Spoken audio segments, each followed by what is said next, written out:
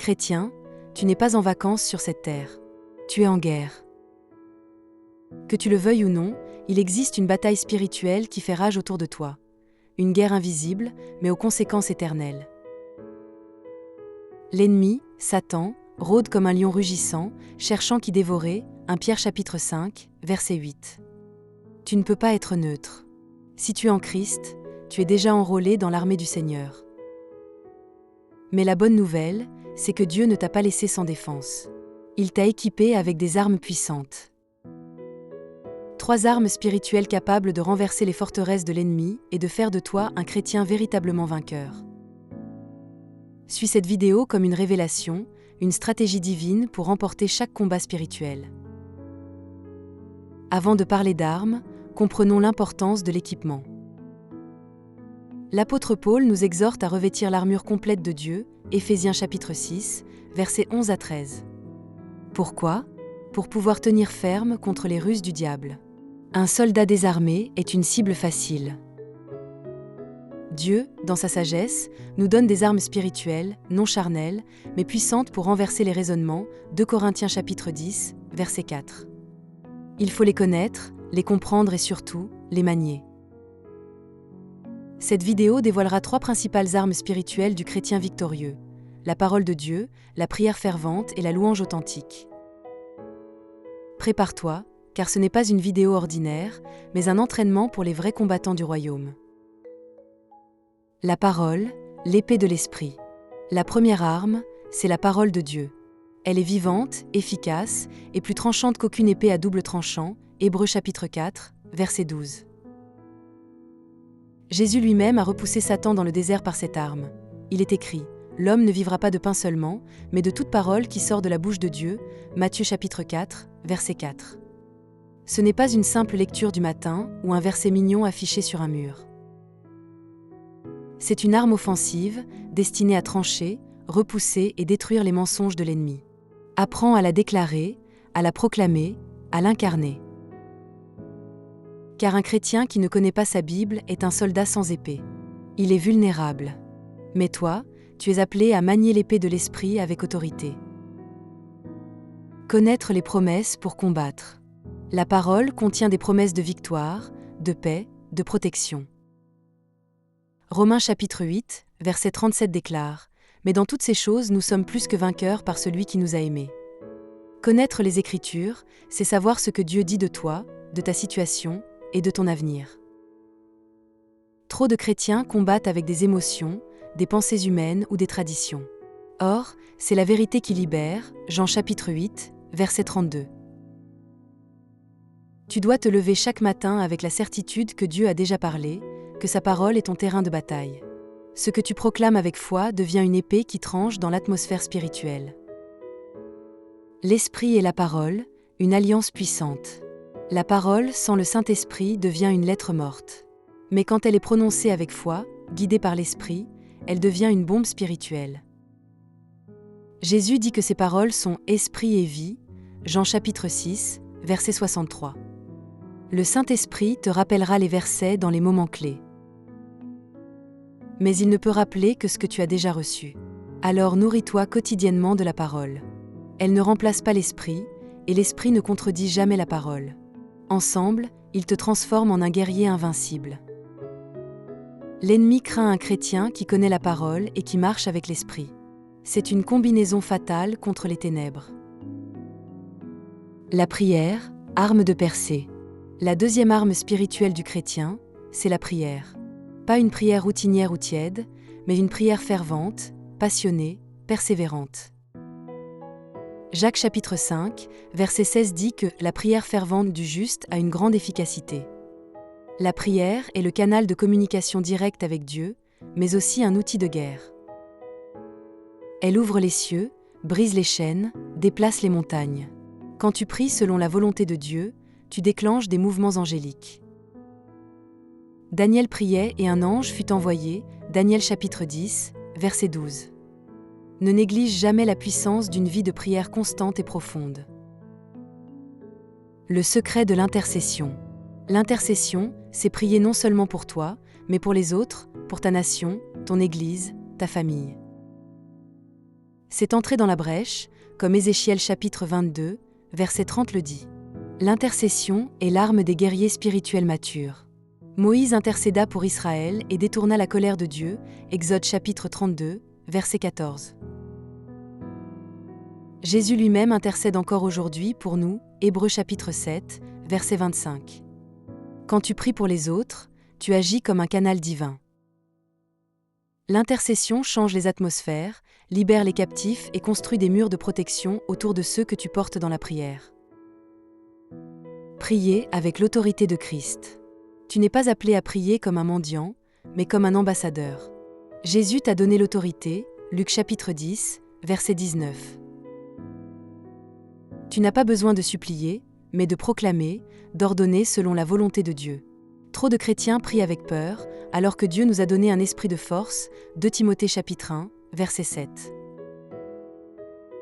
Quand tu pries, rappelle-toi que tu es assis avec Christ dans les lieux célestes, Éphésiens chapitre 2, verset 6. Ta position détermine ta perspective. Ne prie plus du bas vers le haut, mais du ciel vers la terre. Ta prière devient alors une arme de domination spirituelle. La louange, l'arme inattendue. La louange est souvent négligée, pourtant elle est une arme redoutable. Elle attire la présence de Dieu, Psaume chapitre 22, verset 3, et là où Dieu est, l'ennemi fuit. Dans Actes chapitre 16, versets 25 à 26, Paul et Silas, en prison, louèrent Dieu à minuit. Résultat, un tremblement de terre, des chaînes brisées, des portes ouvertes. La louange change l'atmosphère, casse les prisons invisibles. Ce n'est pas juste chanter, c'est proclamer la grandeur de Dieu au milieu du chaos. C'est un acte de foi et d'obéissance. Quand tu loues Dieu, tu le places sur le trône et tu déshonores les attaques de l'ennemi. Louer au milieu de la tempête. Il est facile de louer quand tout va bien. Mais c'est dans la tempête que la véritable louange naît.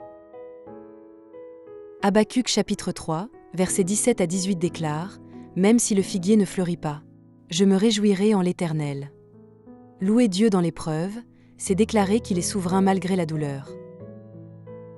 C'est une déclaration de confiance, une claque spirituelle au visage de Satan. La louange brise le découragement, détruit l'amertume et élève ton esprit. Ne laisse pas la tristesse voler ta voix. Ouvre ta bouche et loue. Chaque note est une flèche dans le cœur de l'ennemi. Tu es plus fort que tu ne le crois. L'arme de l'unité dans la louange. Quand les croyants louent ensemble, une explosion spirituelle se produit. 2 Chroniques chapitre 20, verset 22 raconte que pendant que Juda louait, Dieu mit l'ennemi en déroute. La louange collective libère une onction spéciale. Satan redoute une église qui loue dans l'unité. Il peut supporter des critiques, des disputes, mais pas une adoration sincère, alignée, fervente. Là où 2 ou 3 sont unis en son nom, Dieu est au milieu. Matthieu chapitre 18, verset 20.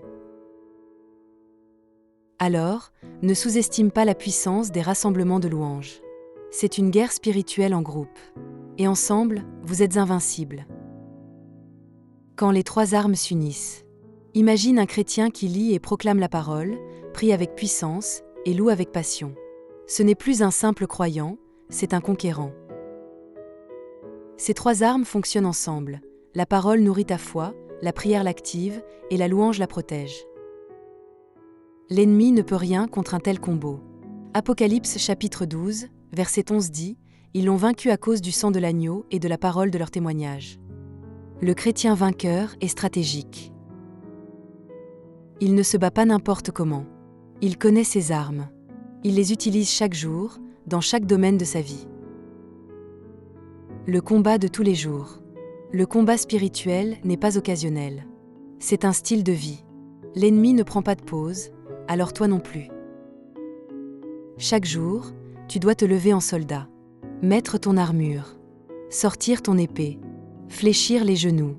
Lever les mains. Ce n'est pas de la religion, c'est de la survie spirituelle. Éphésiens chapitre 6, verset 18 dit « Faites en tout temps par l'Esprit toutes sortes de prières. » Ne baisse jamais la garde. Sois toujours en alerte. Car celui qui tient jusqu'à la fin sera sauvé. Matthieu chapitre 24, verset 13.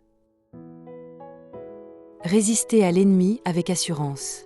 Jacques chapitre 4, verset 7 est clair, « Résistez au diable, et il fuira loin de vous. » Résister, ce n'est pas fuir. C'est tenir bon, appuyer sur les armes que Dieu te donne. Tu n'as pas à subir les attaques. Tu peux y répondre. Avec la parole, tu brises les mensonges. Avec la prière, tu coupes les racines. Avec la louange, tu déstabilises l'atmosphère. Résister, c'est une posture de foi. Tu n'es pas une victime, tu es un vainqueur. Alors lève-toi et marche dans l'autorité que Christ t'a donnée. Gérer les périodes de sécheresse. Il y aura des saisons où tu ne ressentiras rien. Ni feu dans la prière, ni joie dans la louange. C'est là que la discipline prend le relais. Tu ne combats pas par sentiment, mais par conviction. 2 Corinthiens chapitre 5, verset 7, « Nous marchons par la foi, non par la vue. » Continue à lire la parole, même si elle te semble sèche. Continue à prier, même si c'est lourd. Continue à louer, même en larmes. Ces moments forgent ta maturité spirituelle.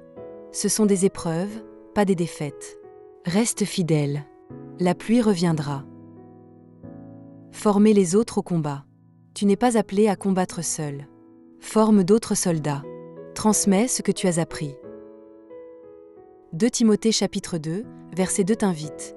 Confie ces choses à des hommes fidèles qui soient capables de l'enseigner aussi à d'autres. Enseigne les jeunes croyants à manier les armes. Encourage les faibles. Inspire ton entourage. Sois un modèle de foi, un leader dans le combat. L'armée de Dieu grandit par la multiplication des guerriers. Ne garde pas pour toi ce que Dieu t'a donné.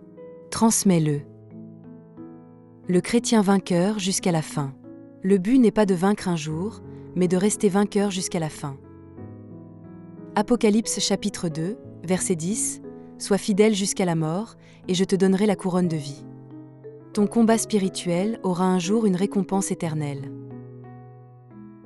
Tu n'es pas seul. Le Christ en toi est l'espérance de la gloire. Tu es plus que vainqueur, chaque jour, par celui qui t'a aimé. Alors saisis tes armes. Lève-toi. Et marche dans la victoire totale que Dieu t'a donnée. Le ciel t'observe. Le royaume compte sur toi. Sois un chrétien vainqueur.